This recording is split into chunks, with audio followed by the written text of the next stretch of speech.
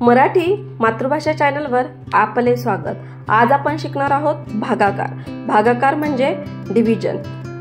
मुलांनो, भागाकार येण्यासाठी तुम्हाला 2 ते 10 पर्यंत पहाडे व्यवस्थित पाठ पाहिजे, तरच तुम्हाला भागाकार येईल। ह्या व्हिडिओमध्ये आपण बेसिक म्हणजे 1 डिजिट नंबरचे डिव्हिजन शिकणार आहोत, जसे की 6/2। भागाकार म्हणजे समान भाग करणे। 6/2 करण्यासाठी आपण 2चा पाढा इथे लिहून घेऊ।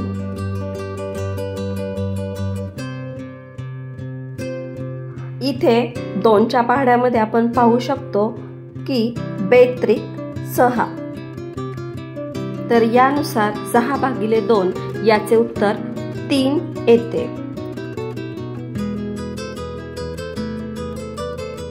अजून सोप्या पद्धतीत सांगायचं म्हटलं तर आपल्याजवळ 6 ॲपल आहेत आणि ते 6 ॲपल आपल्याला 2 मुलांना समान भागामध्ये वाटायचे आहेत किंवा द्यायचे आहेत।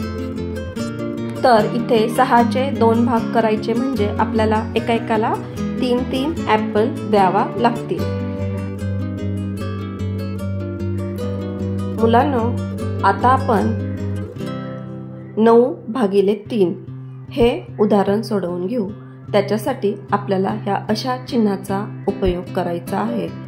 तर यामध्ये जी मोठी संख्या आहे ती रेषेच्या खाली लिहायची आहे आणि जी छोटी संख्या आहे ती इथे लिहायची आहे।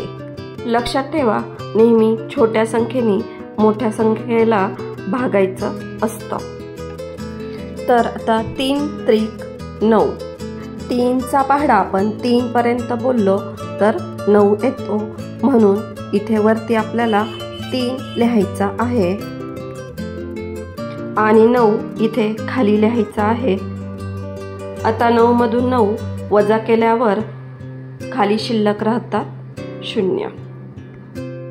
तर यामध्ये आपला भागाकार आहे 3 आणि बाकी आहे 0।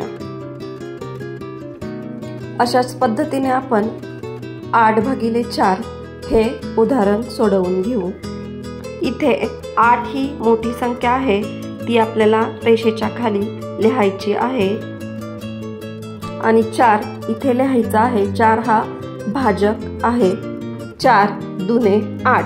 4चा पाढा आपण 2 पर्यंत बोललो तर उत्तर 8 येतं, म्हणून 2 इथे लिहायचा आहे आणि 8 मधून 8 वजा करायचे आहेत। तर 8 मधून 8 गेले, उत्तर आलं 0। तर इथे 4 जो आहे तो भाजक आहे आणि 2 भागाकार आणि बाकी आहे 0। तर अशा पद्धतीने सोपे उदाहरणं घेऊन आपण भागाकार कसा करायचा हे शिकलो आहेत। तर असेच सोपे उदाहरण घेऊन तुम्हाला भागाकाराची प्रॅक्टिस करायची आहे। तर यामध्ये अजून वेगळ्या पद्धतीत सुद्धा भागाकार केला जातो।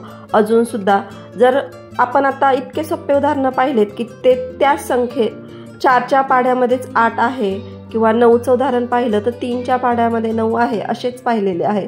पण जर ती संख्या जर त्या पाढ्यामध्ये येत नसेल तर मग भागाकार कसा करायचा हेही आपण लवकरच पुढच्या व्हिडिओमध्ये समजून घेऊ। Thank you.